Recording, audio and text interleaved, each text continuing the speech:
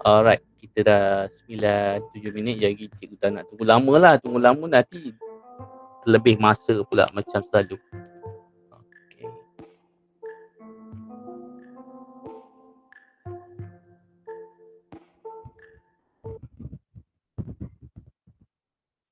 Okay, jadi kita tengok undian kat situ. 6 mengatakan tidak. Maksudnya awak tak study dulu lah. Cikgu dah bagi nasihat dah. Sains tulen ni, okay, kalau nak betul-betul percaya, cemerlang, baca dulu advance sebelum masuk kelas. Itu je. Jadi cuba ubahlah. Sebenarnya dengan PDPR ni awak banyak masa di rumah berbanding dengan pergi ke sekolah kan. Macam-macam nak kena buat. Okay. Cikgu biarkan undian kat situ. Jadi kita ada berapa ramai hari ni. Baru dalam 15, 14, 15. Okay. Mic cikgu clear? Boleh dengar? Kalau clear angkat tangan, raise hand. Kalau clear.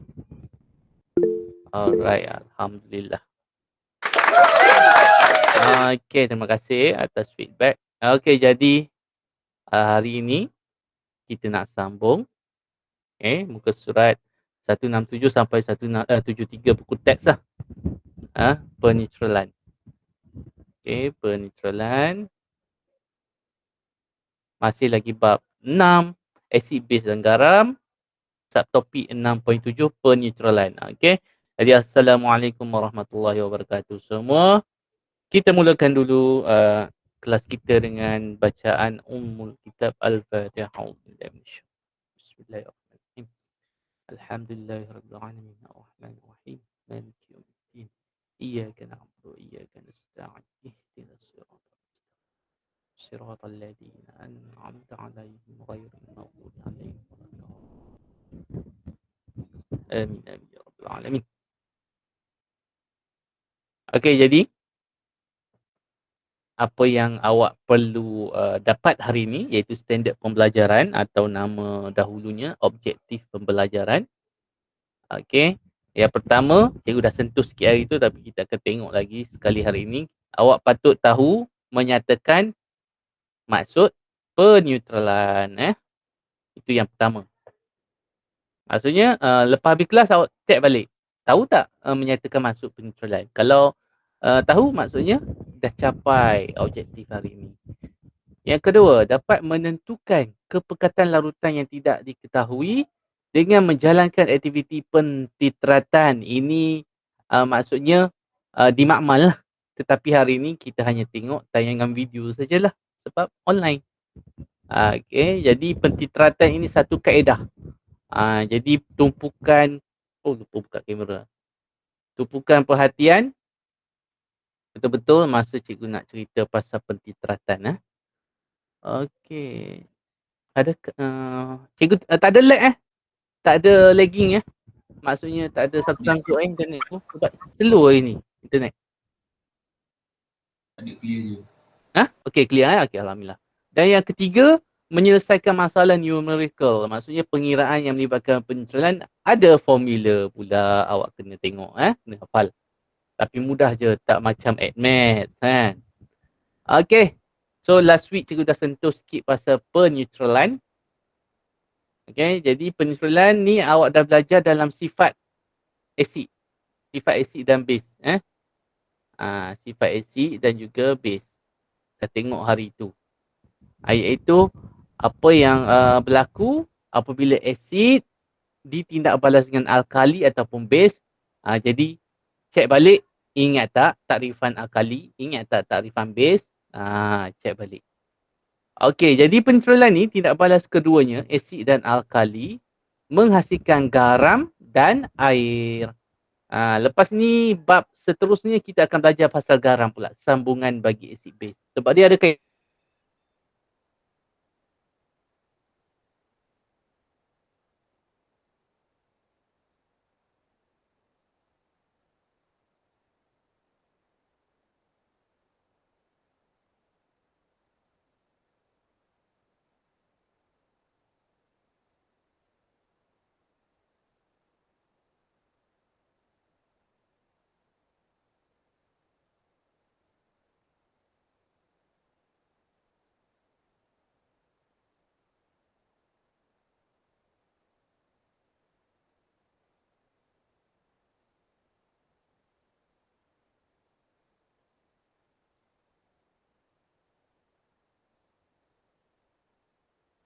Sekejap cikgu tengah restart.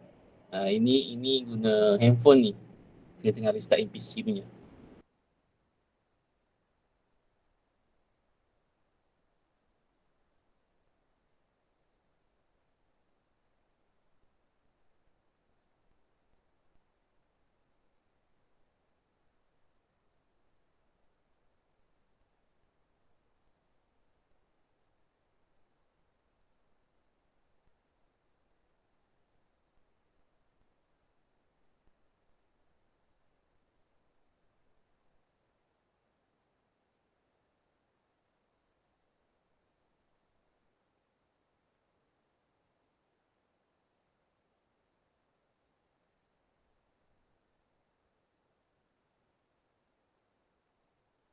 Okey, sekejap cikgu tengah setting balik internet.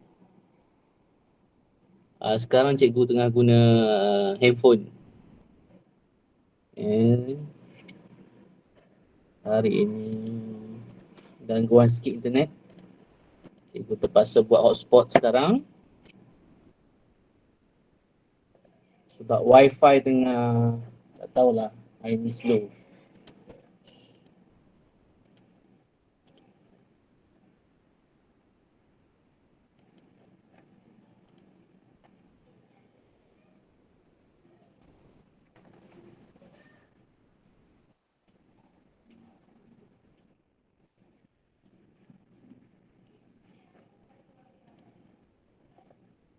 Cobaan 1, 2, 3. Cobaan 1, 2, 3. Cobaan.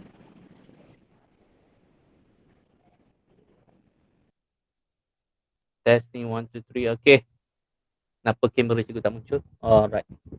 Okey, so cikgu dah set balik internet ni kepada hotspot. Okey, kat mana tadi?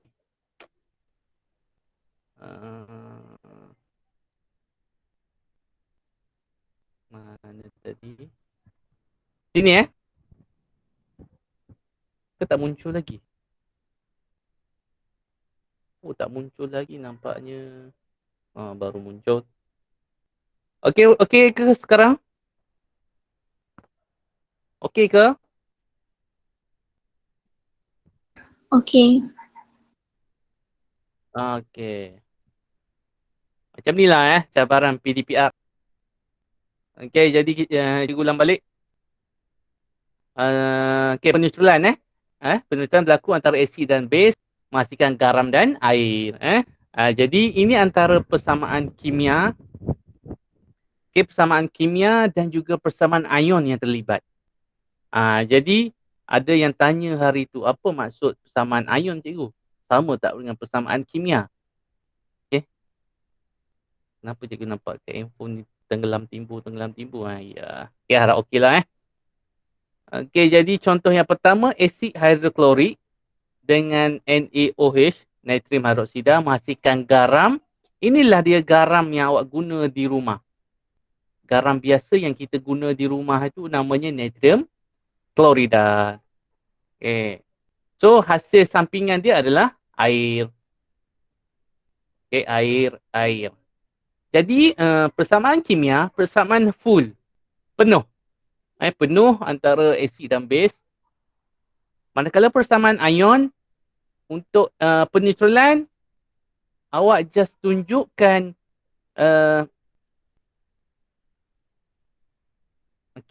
tunjukkan ion hidrogen dan ion hidroksida. Itu saja. Okey, cuma kat sini kena hati-hati sebab ada yang menghasilkan kenapa sini dua? Sini adakah bukan dua ni, bukan dua, satu. Okey, bila asid sulfurik, ini dui base. Dui base. Okay, kita dah tengok hari tu apa maksud dui base ataupun diprotik kan. Yang mana bila dia mengion, dia menghasilkan 2 mol. Okey. Cikgu cek buat balik.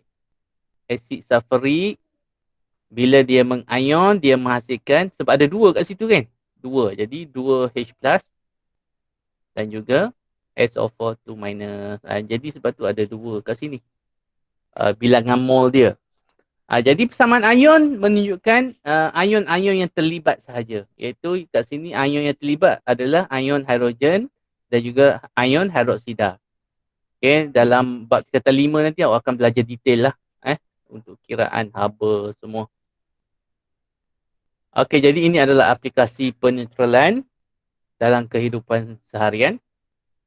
Okay, siapa ada sakit gastrik kat sini? Okay.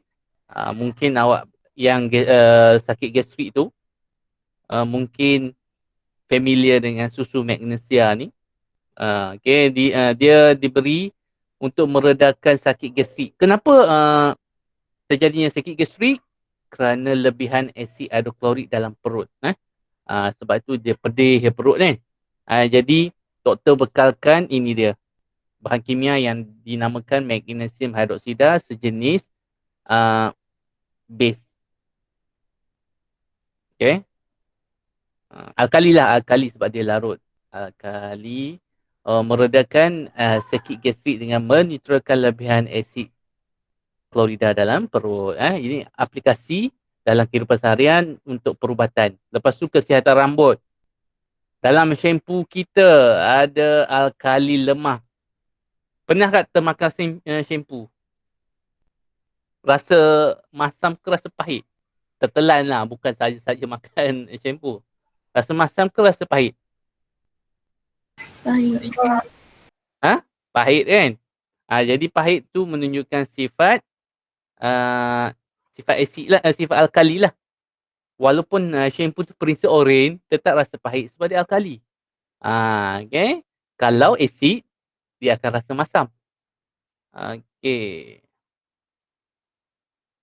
Seterusnya dalam untuk kesihatan mulut, kita ada ubat gigi ya. Kita ada ubat gigi menetralkan asid daripada tindakan bakteria dalam mulut, dan kita ada dalam pertanian kapur mati, kalsium hidroksida untuk merawat tanah yang berasid. Kalau tanah tu berasid, kita perlu neutralkan dia. Kalau tak, nanti tumbuhan tak boleh hidup dengan baik. Tumbuhan yang kita nak tu. Okey. Kemudian ada tanda soal kat situ. Awak cuba cari, kalau disengat lebah, nak letak asid ke nak letak base? Kalau terbuan, macam mana? Okay. Buat sedikit pencarian. Okay. Penyengat ni binatang berbisa juga. So, semua ni adalah serangga berbisa. Jadi, awak kena tahu, sengatan itu bersifat asid ataupun base. Ataupun alkali. Jadi, nak neutralkan dia, awak kena lawan. Contoh, kalau lebah tu sengatan dia berasid, awak kena letak sesuatu yang beralkali. Jadi, awak sila Google, buat pencarian sikit berkenaan dengan sengatan ni bersifat asid atau alkali. Alright. Penetralan adalah proses. Okey. Penetralan adalah satu proses. Okey, manakala pentitratan adalah satu kaedah. Kena bezakan. Okay, kena bezakan antara penetralan dan pentitratan. Okey, jangan awak bagi tahu pentitratan tu adalah sama dengan penetralan, bukan. Jadi pentitratan ini adalah suatu kaedah. Kaedah. Cikgu tersilap sebut proses tadi. Kaedah di makmal. Okey, untuk menentukan isi padu asid yang diperlukan secara tepat bagi meneutralkan isi padu tertentu suatu alkali. Atau sebaliknya. Maksudnya macam ni. Okey, ini dia pentitratan. Okey. Jadi kat sini, contohlah. Sini kan, awak dah belajar hari tu N MV per 1000 kan? M apa dia? Kepekatan. Kemolaran lah. V volume kan? Okey, kita akan guna aplikasi ini nanti. Okay, tapi dia ada sedikit pengubahsuaian lah terhadap formula ini. Okey, contoh kat sini, alkali ini kita tahu isi padu dia 25. Cuma kita tak tahu dia punya kemualaran. Okey, jadi selain daripada menggunakan pengiraan, kita boleh gunakan pentiteratan. Maksudnya, kita gunakan sekarang, kita masukkan ini M kita tahu, contoh 1.0. Okey, kita pun titrat. Bila kita titrat, kita tahu. Kenapa cikgu rasa berdesir pula Oh, okey, dengar okey Apa macam okey je okey, cikgu teruskan. Cikgu rasa macam berdesir dekat mic cikgu ni Okey, jadi V kat sini macam mana kita nak tahu? Kita lihat contoh video ini nanti. Okey, alright, kita tengok dulu video ini.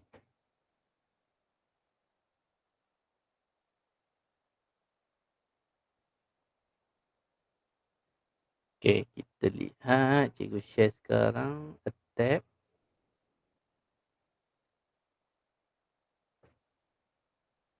Okey, dah muncul belum? Okey.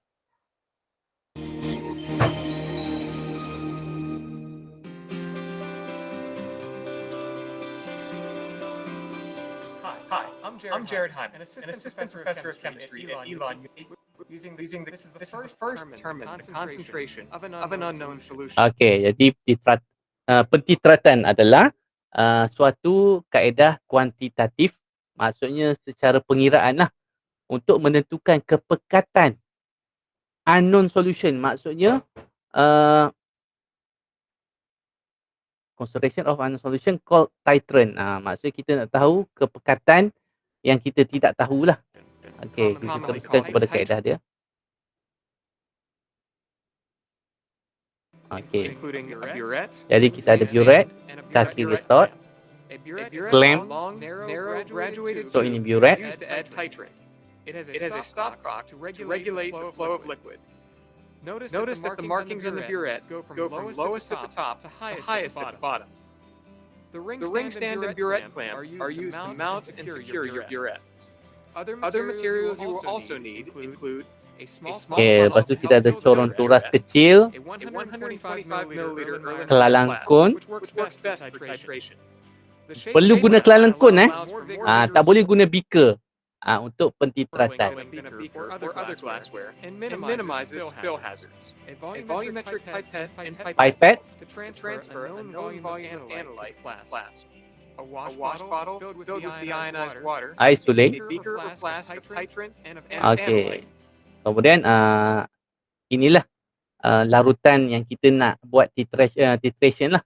Asid dengan base. Ini asidnya digunakan asid sulfuric. Lepas tu base-nya natrium hydroxida. Indicator selected for your reaction. Penunjuk. Apa fungsi penunjuk? Kita akan tengok lepas ni So kat sini kita gunakan penunjuk phenolphthalein. Reading card to help read the meniscus. And a sheet of white paper to help visualize the endpoint. Okey, jadi kertas putih ni untuk bagi nampak dengan jelas perubahan warna. Prepare your burette for the titration. It is good laboratory practice to rinse your burette thoroughly. Okey, jadi langkah yang pertama untuk titration ni, sebab dia sensitif sangat dengan pengiraan isi padu dan juga kepekatan. Okey. Ia adalah penting untuk kita bilas dulu. Kenapa agak-agak kita kena bilas? Kerana mungkin sebelum ini sudah ada bahan kimia yang lain. Sudah ada bahan kimia yang lain. Jadi kalau kita tak bilas, dia akan mengganggu. Okey, mengganggu eksperimen kita lah. With deionized water, then with a small amount of titrant. Okey. Dan selepas kita bilas dengan air suling tu, kita kena bilas pula dengan pentitran. Titran tu adalah yang kita nak letak dalam burette. Yang kita nak letak dalam burette. Kalau kita kena guna asid, kita kena bilas dengan asid.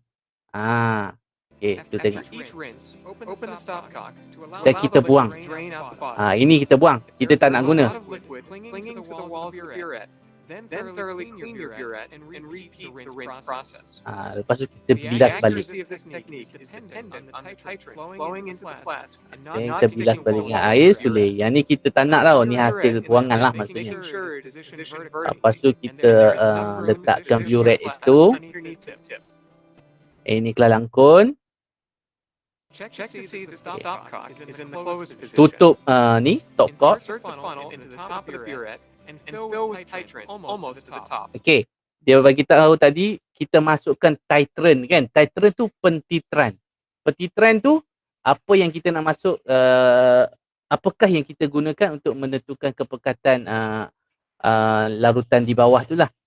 Paling mudah nak cam yang di dalam burette tu kita panggil pentitran. Okay. Filling exactly to the zero mark is not necessary. Okey, jadi antara yang selalu kita confuse, adakah perlu kita letak sehingga paras kosong? Tak perlu. Okey, jadi satu lagi awak kena faham, burette ni bacaan dia kosong di atas. Bacaan dia semakin besar ke bawah. Okay. But you do need sufficient titrant to complete the reaction. Check the column for air bubbles and gently Okay. Siap kena ketuk pastikan air bubble, gelembung udara tak ada. free them from the side walls. Remove the funnel. Place the Erlenmeyer flask under the tip and open the stopcock to allow a few milliliters of titrant to flow through, releasing any trapped air. Okay. Rinse the tip of the burette with water. Empty the liquid into a waste container and thoroughly Okay, rinse. pastikan tadi ini adalah tempat yang kita bilas tadi kan. Jadi nampak begitu cermatnya proses pentitratan ini sangat cermat sekali proses pentitratan.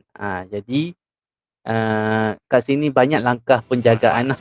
It is not necessary to dry the flask. Okay, bilas balik, tak perlu keringkan. It is important to accurately read the volume. Okay, yang pertama kita nak catat bacaan awal di burette. Mesti baca ikut meniscus. So kat sini meniscus sini lah. Awak tak boleh baca yang atas ni. Tak boleh baca. Kenapa cikgu tak bergerak? Awak nampak apa sekarang? Okey, nampak. Dekat meniscus betul kan? Dekat meniscus betul tak? Tak tahulah kenapa sedikit gangguan hari ni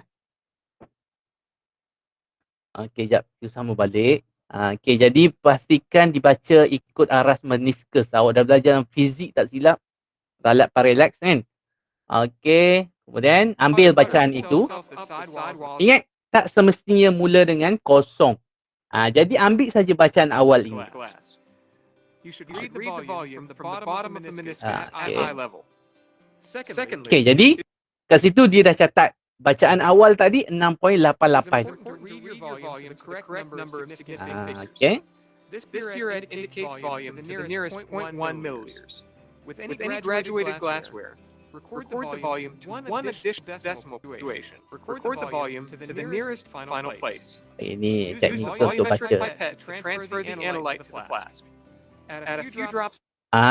Sekarang kita nak letak bahan yang di bawah pula. Apa namanya cikgu akan cerita kemudian lagi lah. Atas dalam buku teks kita gunakan asid.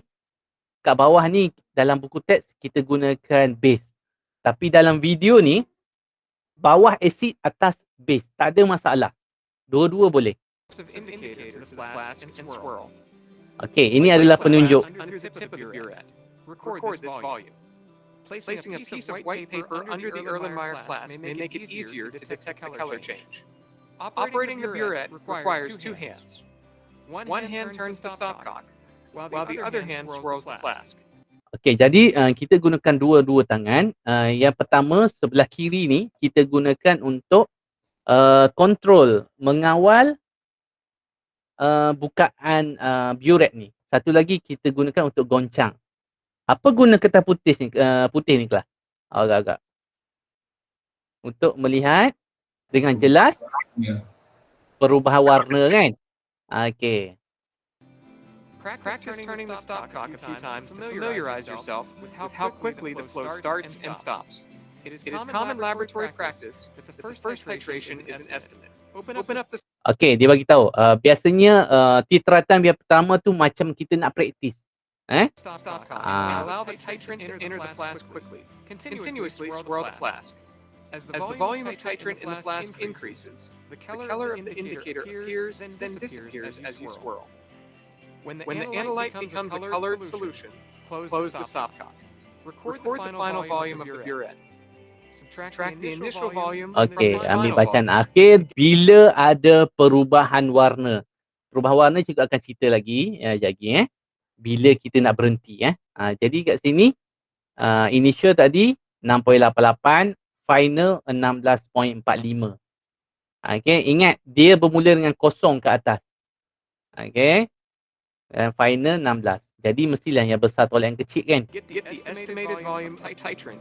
Jadi asid yang kita gunakan tadi ataupun yang dalam burette, bahan yang gunakan dalam burette tu kita pun tolak, dapatlah 9.57 ml. For this titration. Knowing the volume Okey, that is a little so past lain-lain the ni endpoint tak liters perlu. for a dark-colored solution indicates excess titrant has been added. The desired endpoint is a pale, faintly colored analyte.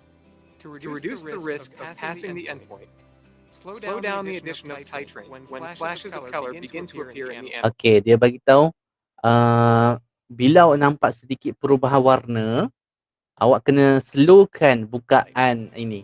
Slowkan, masukkan sikit-sikit je. Okey, dan teruskan menggoncang. Continue to swirl the flask with one hand and keep the other hand ready to close the stopcock. When you notice the indicator taking longer to fade, close the stopcock. Rinse the tip of the burette with deionized water and swirl the flask. Record the final volume on the burette.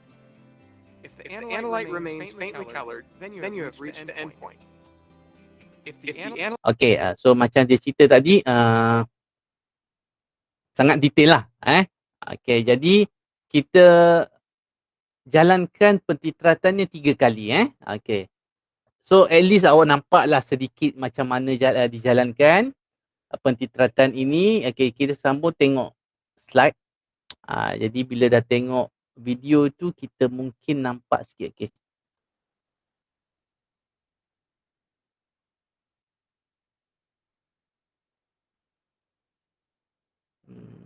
PowerPoint, alright.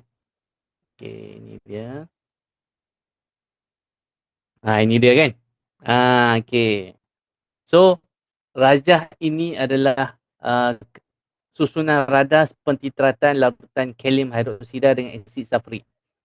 Kalau dalam video tadi, pembantu profesor tadi, dia gunakan base ke atas. Tetapi dalam buku teks, kita gunakan asid. Tak ada masalah sebenarnya. Okey, jadi ini adalah asid ke atas. Larutan pentitran. Okey, jadi ini kita tahu M 0.1. Macam mana nak tahu V tadi? Kita kira kan? Iaitu kita kira isi padu akhir tolak isi padu awal kan? Okey, kemudian sini kita ada V. V50. Masalahnya kita tak tahu M. Okey. So bila kita dah ada V kat sini, barulah kita boleh guna cari M kat sini. Sebab tu kaedah pentitratan ni, kita tengok balik. Mana tadi? Kaedah analisis kuantitatif untuk menentukan isi padu asid yang diperlukan secara tepat bagi meneutralkan isi padu tertentu suatu alkali atau sebaliknya. Maksudnya ada sesuatu yang kita tak tahu. Sama ada mass, sama ada molarity iaitu kepekatan ataupun sama ada volume. Okey, dan kat sini kita menggunakan penunjuk asid base. Okey, kalau phenolphthalein kita masukkan ke dalam larutan tadi. Okey, mula-mula dia warna merah jambu. Bila dah bertukar tanpa warna, awak kena berhenti titrat. Berhenti titrat tadi tutup stop code tadi kan. Okey. Itu menunjukkan peneutralan dah berlaku. Okey. Manakala kalau kita guna matri jingga, asalnya daripada kuning, bila dah neutral, dia warna jingga. Neutral. Dah kena berhenti. So takat yang mana proses peneutralan berlaku dan penunjuk acid base bertukar warna disebut takat akhir. Awak perhati dalam video tadi, bila perubahan warna berlaku, kita berhentikan, kita ambil isi padu dia kat situ. Dan apa yang nama takat kat situ dipanggil takat akhir, iaitu berlakunya peneutralan. Neutral. Maksud neutral kat sini maksudnya bilangan OH sama dengan bilangan H+. Neutral. Kalau terlebih H, jadi asid. Kalau terlebih OH, jadi alkali. So peneutralan ni maksudnya bilangan H+ sama dengan bilangan OH-. Awak ingat balik takrifan asid, memerlukan sebatian kimia yang mengion menjadi menghasilkan ion hidrogen. Manakala untuk alkali menghasilkan ion hidroksida, kan? Ingat kat situ. Okey, kita tengok. Ini dia.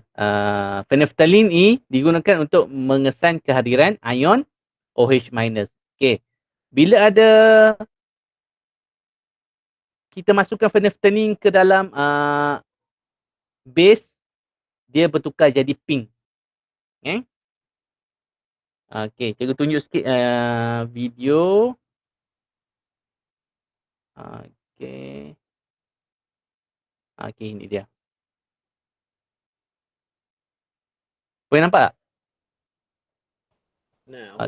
Okey, budak ni boleh nampak Boleh. Okey, so ini adalah phenolphthalein. Ini adalah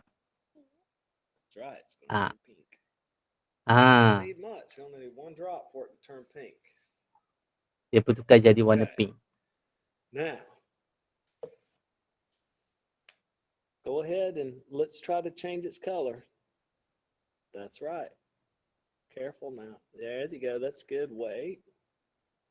Turn it off a little bit. That's too fast. It's too fast. Okey, ini dia bagi peluang ke anak dia main-main. Yang sebenarnya kena ikut yang tadi. Jadi saya nak tunjuk sebab ini video dia jelas.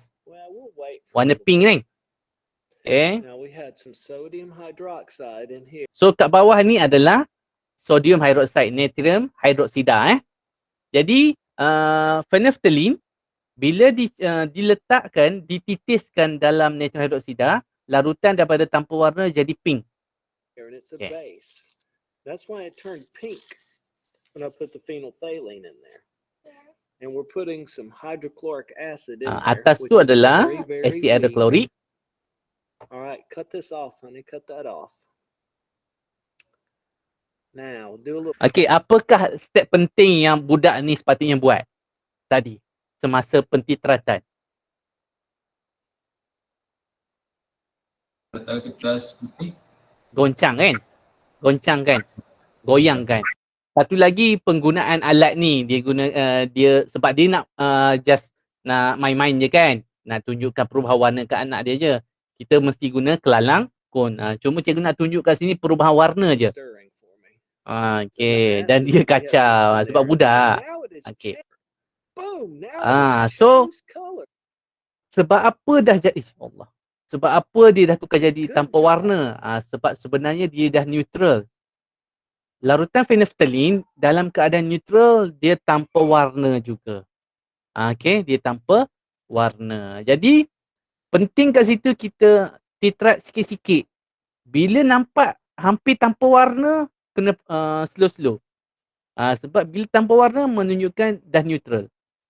Sebab kalau awak teruskan masukkan asid, penunjuk phenolphthalein ni tetap tanpa warna. Jadi larutan tu jadi berasid juga. Awak tak boleh cam dah. Jadi kat sini kena hati-hati. Bila hampir tanpa warna, kena pelan-pelan, slow. Okey, jadi kat situ proses pentiltratan. Susah sikit sebab online nak menunjukkan, kalau awak buat sendiri cepat faham.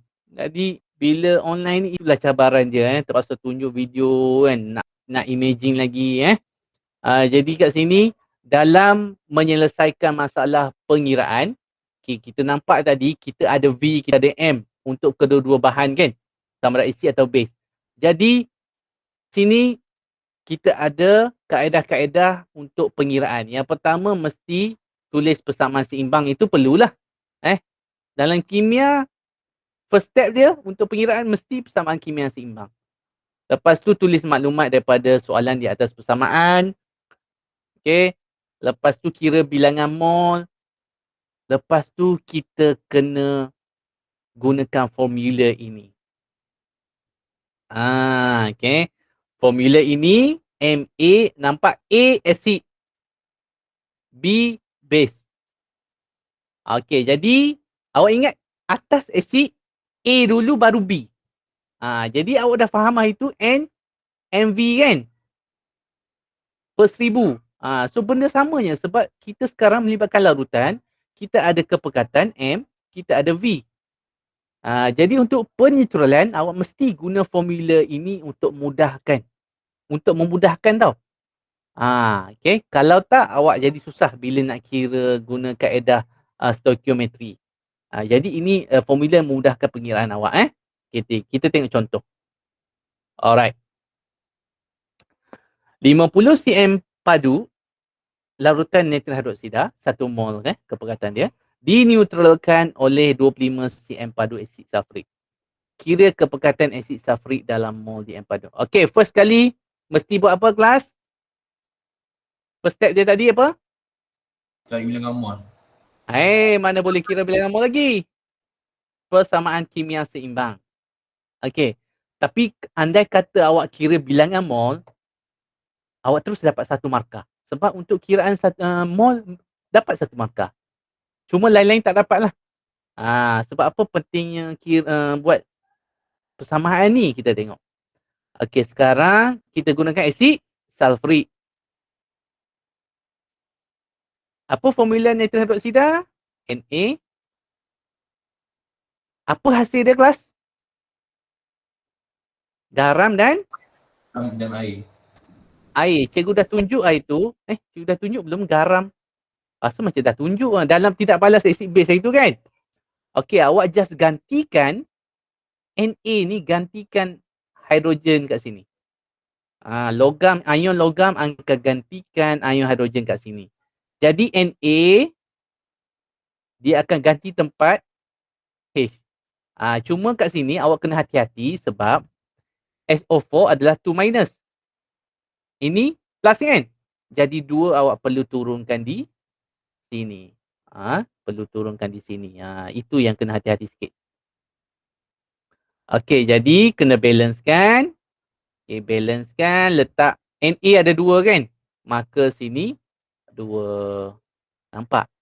Kalau awak tak buat persamaan kimia, macam mana awak nak guna formula ini? VB. Ini A dan B ini, kita tengok. A dan B ini adalah bilangan mol. A dan B ini, bilangan mol. Kalau awak tak buat persamaan kimia seimbang, macam mana awak nak tahu bilangan mol dia? Sini 2 untuk base. Nampak tak? 2 untuk base. Untuk asid berapa mol? Kelas. Untuk asid berapa mol? Tak balance lagi ni, 2 sini. Berapa mol? Awak tengok angka kat depan. Ada angka apa kat depan tu? Tak ada kan? Kalau tak ada maksudnya 1 mol. Okey. 1, 2. Okey, 1, 2, 1, 2. Okey, jadi awak kena check baliklah macam mana buat persamaan kimia seimbang. Okey. So seterusnya.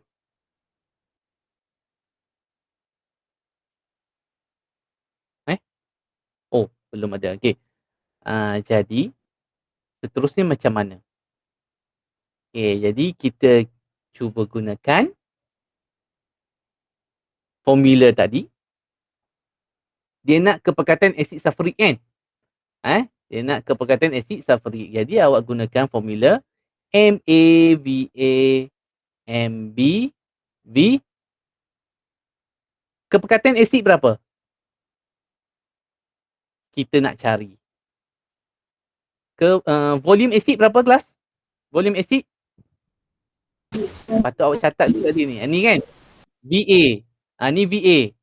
Okey, lupa. Awak kena catat kat sini bagi mudah. Ini V. V bagi base.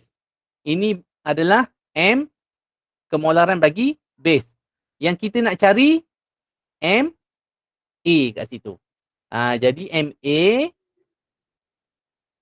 kita nak cari VA tadi, volume of acid 25. Okey. Ini cikgu padan lah sebab kita nak buat perkadaran. Okey, jadi awak tulis kat tepi je formula dia. MaVa Mb Bb sama dengan A per B. Buat kat tepi. Jadi 25 Mb kat atas 1 volume. Okey, A bilangan mol A berapa kelas? 1 kan? B? 2. Ini B. 2. Jadi ini menggunakan kemahiran matematik masing-masing lah. Okey, macam mana nak kira? Jadi darab silang paling senang kan?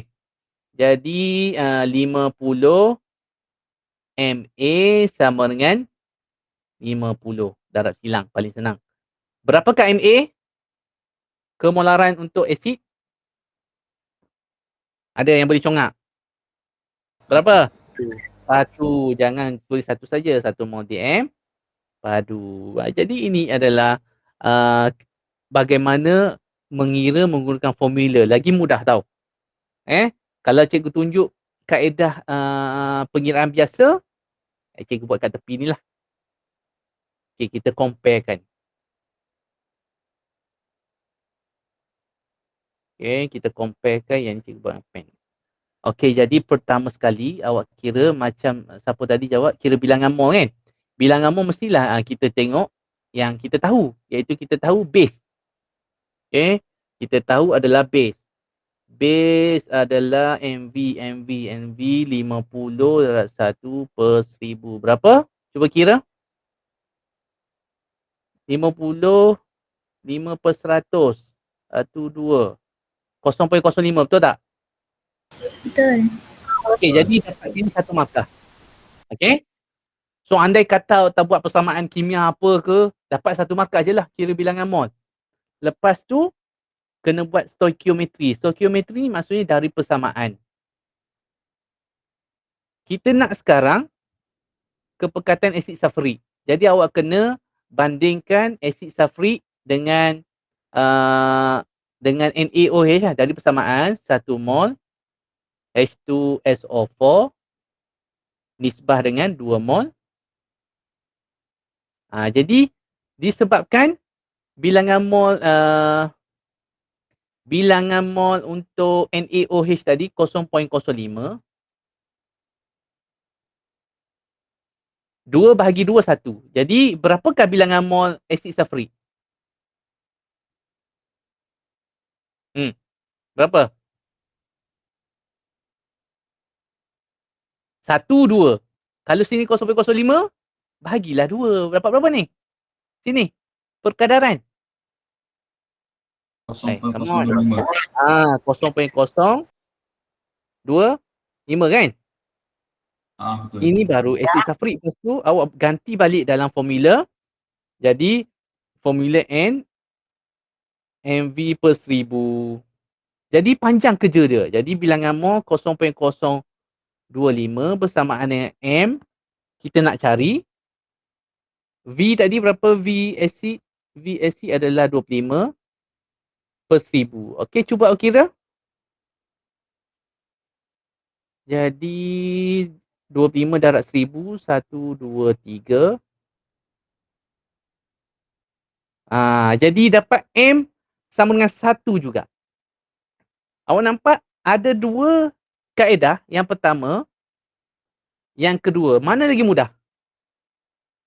2. Satu. Kan? Satu more DM padu juga. Jadi ada dua kaedah dan yang paling mudah adalah menggunakan formula. Okay? Alright. Okay, sekarang ready kertas kosong? Ready kertas kosong? Last question hari ini. Sekejap. Okay, cikgu nak tengok untuk ini. Okay. Ready Macam biasa kita gunakan class point. Okay, cikgu nak tengok jawapan daripada kamu semua. Alright. Cepat. Masuk ke classpoint.app ni dan gunakan kod 49933.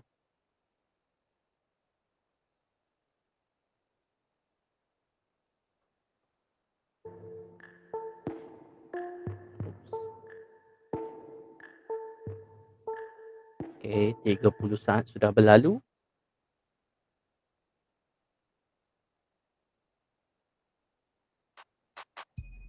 Mesti ada persamaan dulu.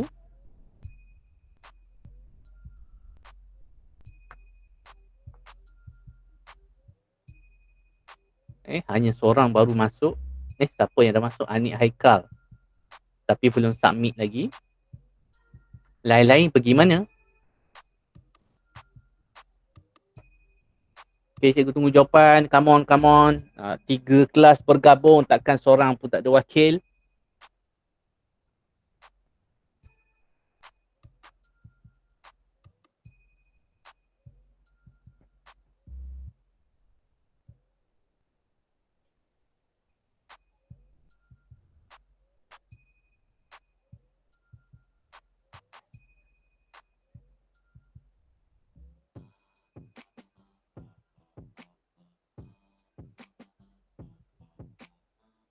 Belum ada lagi. Belum ada respon lagi. Persamaan tadi persamaan sama.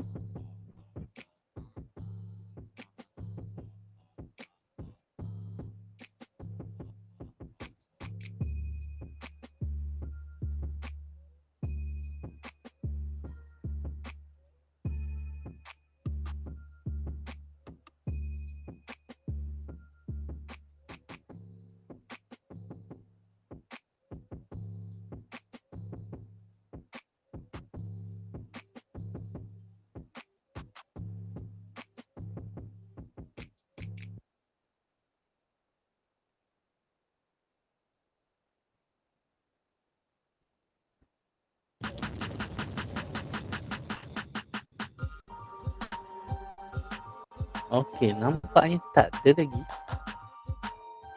Guna formula saja. MAVA. Okay, cikgu tambah kat sini.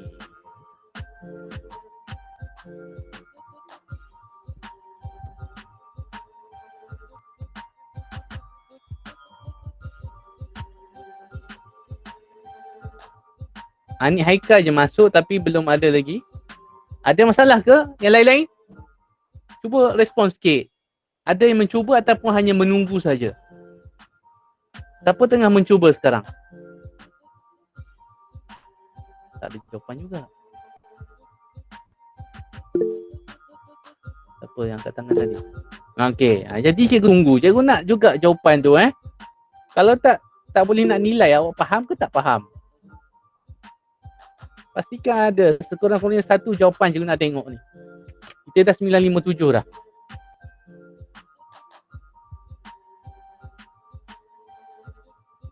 Okey, yang dah masuk Anik dan Amar.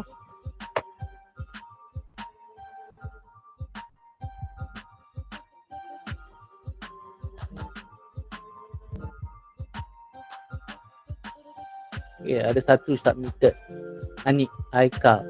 Okey, jadi cikgu tak boleh nak tunggu lama. Adakah Amar dah on the way nak send, nak upload? Amar? Belum ya. Belum. Okey, cikgu gunakan jawapan tu Syazana. Oh, Syazana dah submit. Okey. Alright, terima kasih dua orang ni. Dan juga siapa tadi? Submit satu saja. Syazana, ada nak submit ke? Syazana? Belum lagi, tengah buat je. Betul, tak apa, cikgu guna yang Amal yang Anik dulu Okey, sebab cikgu tak sempat lah ni. Okey, cikgu close dulu. Okey. Alright. Kenapa ni? Kenapa tak boleh nak save? Okey, tak apa. Okey, jadi satunya persamaan. Persamaan tadi cikgu gunakan bahan yang sama sebab cikgu tahu awak nak buat persamaan pun agak lama kan. Jadi kat sini okey, nampak kat situ. Dia dah ada perkadaran iaitu Anik tulis asid sulfurik 1 mol, NaOH 2 mol. Ini yang penting kita nak gunakan perkadaran dia. Lain-lain tu kita tak nak guna tapi dia penting untuk awak balancekan persamaan tadi jadi MAVA okey, formula dia MVA. Jadi pastikan awak catat siap-siap kat sini. Jadi seelok-eloknya dalam mendapat soalan tu awak terus catat kat sini 25 ni milik siapa? Asid sulfurik kan. Jadi VA menyutrakan ini VB MB. Jadi dia nak MA. Jadi nampak mudah. Mana tadi yang Anik punya? Allah. Mana jawapan tadi? Alai. Ya tak tahu kenapa dia hilang hari ni. Allah. Anik boleh submit balik? Tolong. Aduh, kenapa dia hilang? Okey, tolong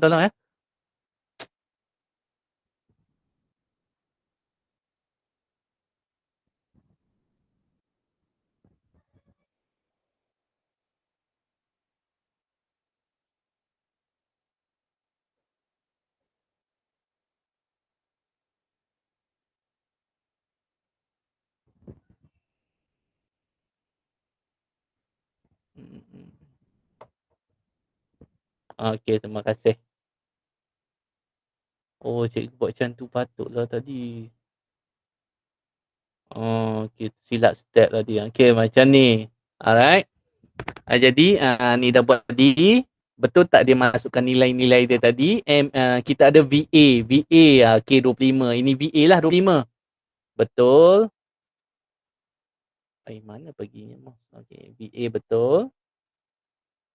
Lepas tu dia ada MB. Okey. Jadi darab silang je. Jadi dia dapat Anik gunakan X. Tak ada masalah awak nak gantikan. Tapi kalau nak mudah lagi just buat MA lah. MA. Jadi nampak terus kita nak cari sekarang kepekatan asid. Jadi kepekatan asid adalah 0.2 mol TM padu. Cuma kat sini ni apa yang salah kat situ? Oh no. Negatif. Jadi hati-hati kesilapan unit walaupun kecil macam ni boleh jadi kosong markah. Tapi cikgu kesian kat sini, terbagi lah 1 markah Okey, terima kasih Nik. Aika, kita dah 10-2 minit jadi kita tak boleh nak banyakkan latihan kat sini. Contohnya cuma okey, untuk awak ni tolonglah buku modul Nilam ni banyak latihan. Okey, jadi kita tak tahulah kenapa susah sangat awak nak hantar dekat Google Form tu. Tak sampai 5 orang yang hantar. Jadi bila awak tak hantar, cikgu tak dapat tahu faham ke tak faham. Sebab yang live macam ni pun hanya beberapa yang boleh hantar kan. Okey. Jadi ada soalan tak sebelum kita tangguhkan kelas kita hari ini? Jadi objektif kita hari ini harap-harap tercapai lah. Satu, apa tadi kelas? Objektif kita yang pertama? Kita tengok balik. Yang pertama, menyatakan masuk penetralan. Jadi apakah masuk penetralan tadi, cek balik. Kalau tak ingat, cepat-cepat tengok. Lepas tu meneruskan perkataan melalui aktiviti pentitratan. Dah duduk tengok video. Dan yang last tadi, masalah pengiraan. Jadi harap awak dapat capai kesemua ketiga-tiga ni.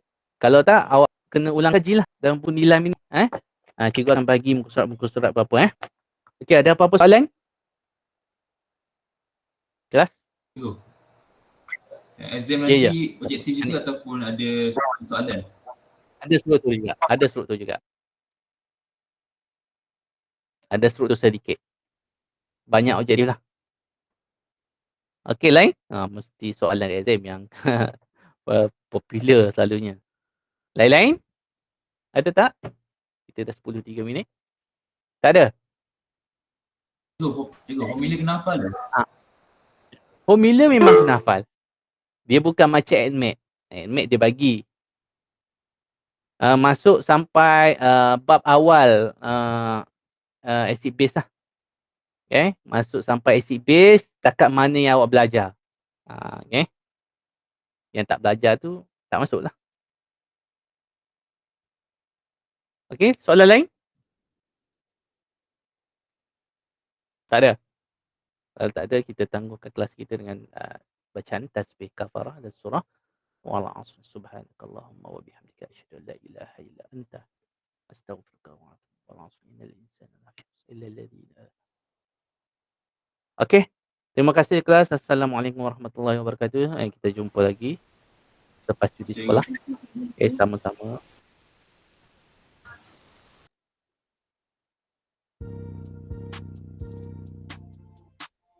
Sama-sama.